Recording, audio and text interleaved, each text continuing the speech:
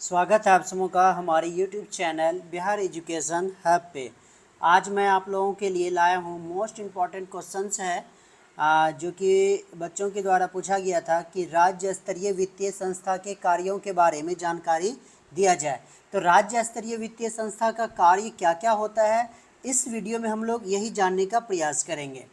चूँकि ये class 10th का है और क्लास 10th में हमारी अर्थव्यवस्था के अंतर्गत हमें बताया जाता है कि किस प्रकार से वित्तीय स्रोत को मजबूत किया जाए, आर्थिक स्थिति को मजबूत किया जाए, क्योंकि आर्थिक स्थिति ही देश की या फिर अपने घर की हो, अगर मजबूत हो तो हम लोग विकास के अगले पायदान पे पहुंचते हैं। तो चलिए हम लोग देखते हैं वित्तीय संस्था के बारे में। ये वित्तीय संस्था किस प्रकार से महत्वपूर्ण रोल निभाती है, इसको हम लोग देखने का प्रयास करेंगे।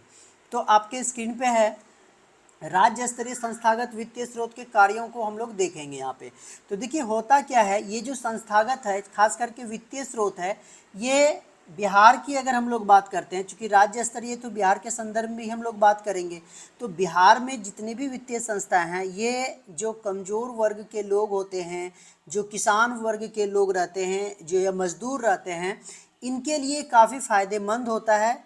साथ ही साथ अगर कोई व्यवसाय वगैरह करना चाहते हैं तो उनके लिए भी ये इम्पॉर्टेंट हो जाता है, क्योंकि लोन के बारे में आपने सुना होगा कि लोन के माध्यम से कृषि को मजबूती प्रदान की जा सकती है। ठीक है, उसी प्रकार से अगर आप किसी प्रकार का बिजनेस खड़ा करना चाहते हैं तो उसमें आपको लोन की ज़रूरत होती है, क्योंकि किसी भी व्यक्ति के पास इतनी रकम नहीं होती है कि वो व्यवसाय को पूर्ण रूप से कर सके और अपने पास पूरा पैसा रहते हुए, इसलिए बैंकों का सहारा लिया जाता है और सरकार इसके लिए कटिबद्ध है। सरकार इसके लिए प्रयास करती है कि मैं अधिक से अधिक लोन दूं, उसके माध्यम से लोग इस पे काम करेंगे। तो चलिए यहाँ पे कुछ वित्तीय स्रोत हैं, जैसे सहकारी बैंक। देखिए नाम से ही पता चल रहा है सहकारी।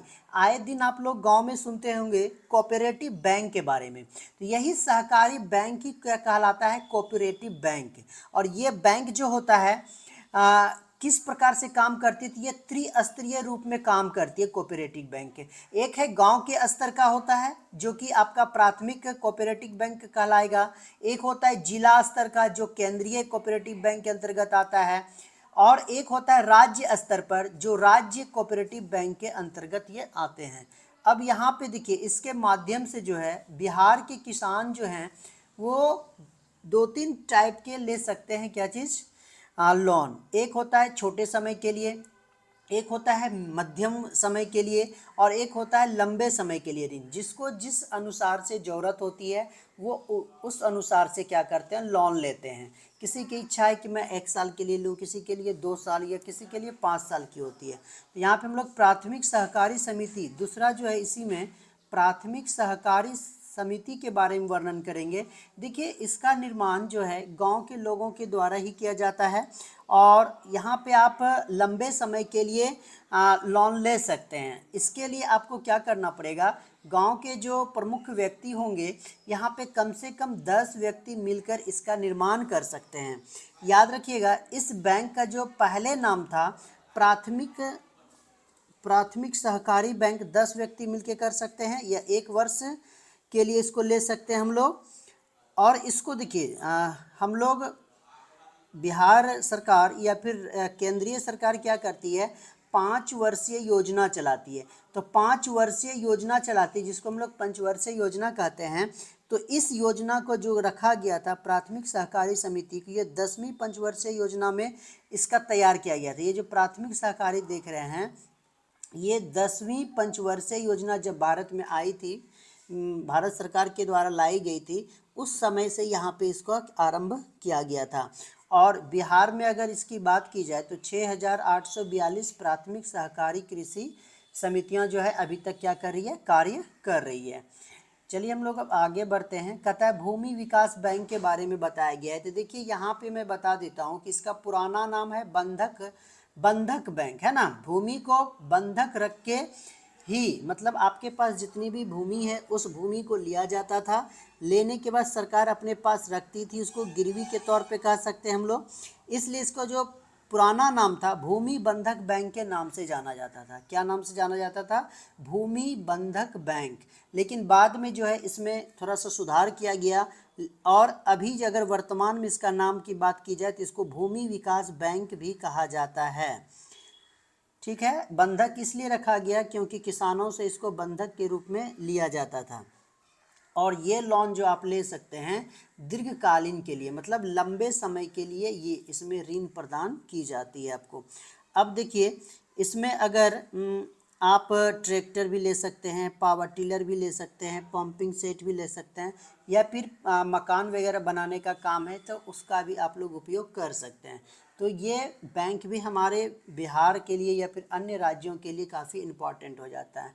चौथा नंबर में है व्यावसायिक बैंक।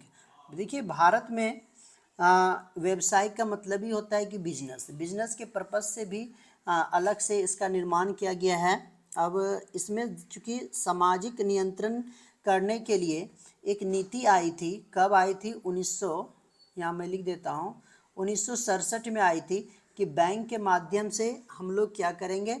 समाज को नियंत्रित करेंगे, पैसों को नियंत्रित करेंगे। आगे चल के इन्हीं बैंकों का राष्ट्रीयकरण कर दिया गया था 1969 ईस्वी में। कब? 1969 ईस्वी में इसका राष्ट्रीयकरण कर दिया गया था। अब इसमें धीरे धीरे इसकी संख्या क्या होती चली गई? बढ़ते चली गई और ऋण भी जो ये मुहैया कराती चली गई। लेकिन जितना होना चाहिए उस अनुसार से अभी भी ऋण देने की जो उपलब्धता है वो काफ़ी कम देखने के लिए मिला है। कहा जाता है या माना जाता है कि 700 करोड़ जो है रुपये अधिक की ज़रूरत है, लेकिन 700 करोड़ हमें मिल नहीं पाता है। लगभग हमको 550 करोड़ के लगभग ये प्राप्त होता है। तो कहने का मतलब है अभी भी कहीं ना कहीं लोन संपूर्ण रूप से उपलब्ध नहीं हो पाती है सभी जनताओं को। नेक्स्ट और लास्ट है आपका क्षेत्रीय ग्रामीण बैंक। देखिए क्षेत्रीय से ही पता चलता है कि ये आपके आसपास का हो, यानी कि रीजनल रूरल बैंक के अंतर्गत आता है। इसमें कौन कौन से लोग ले सकते हैं? छोटे किसान हो सकते हैं, कारीगर हो सकते हैं, या फिर कोई कमज़ोर वर्ग है जिसको ज़रूरत है कि हमको घर बनाना है या फिर कोई भी बिजनेस करना है छोटा मोटा, तो इसके लिए ये क्षेत्रीय ग्रामीण बैंक है जिसके माध्यम से आप क्या कर सकते हैं? लोन ले सकते हैं। जैसे आप लोगों की ने सुना होगा उत्तर ग्रामीण बैंक वगैरह, ये सब क्षेत्रीय ग्रामीण के अंतर्गत आता है। तो ये कुछ इम्पॉर्टेंट बातें थी। और देखिए यहाँ पे बताया गया है कि 196 क्षेत्रीय ग्रामीण बैंक अभी भी बिहार में क्या है? कार्यरत है। और इसके जो स्थापना की गई थी कब हुई थी? 1975 ईस्वी में। ये मुख्य बातें थी राज्य स्तरीय जो वित्तीय संस्था थी इसके बारे में। नेक्स्ट वीडियो में नेक्स्ट क्वेश्चन लाऊंगा, तब तक के लिए धन्यवाद।